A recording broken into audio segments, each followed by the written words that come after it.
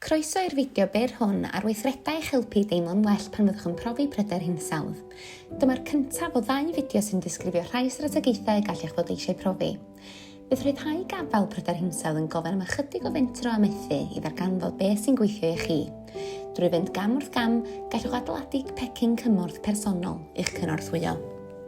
Bob tro byddwch yn gweithredu, byddwch yn gallu ymladd yn erbyn teimladau o fod yn ddi-rym, ac fe fydd hynny'n eich helpu i ddelio â'r straen a achosir gan yr argyfwng hinsawdd. Mae'n ffordd o fyw, a'n dewisiadau yn bwysig, ac fe allwn wneud newidiadau bach i helpu'r blaned. Mae lleihau defnydd yn fan cychwyn gwych.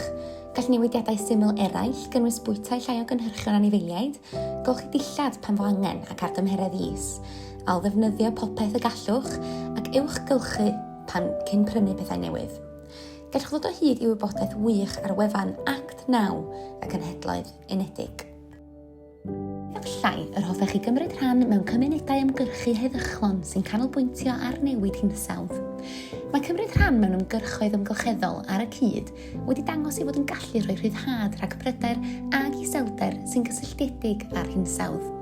Gallai hyn olygu ymgysylltu ag elusennau fel yr RSPB neu WWF neu gysylltu ag gwleidyddion a llunwyr polisi, enghraifft.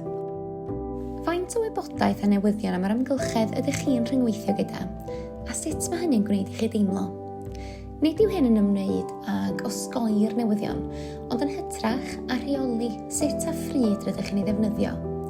Efallai'r hoffech ystyried apiau sy'n eich galluogi i gyfyngu ar eich defnydd o'r cyfryngau.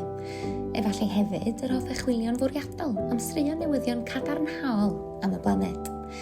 Mae rhai ar gael, efallai bydd angen chwilio chydig yn galetach amdanyn nhw.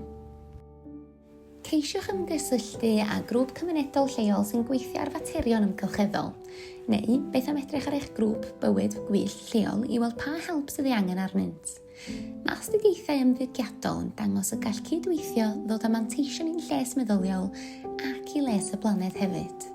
Yn y fideo nesaf, byddwn nhw'n trafod 4 cam ychwanegol y gallwch chi cymryd i leihau gafael pryder hinsawdd.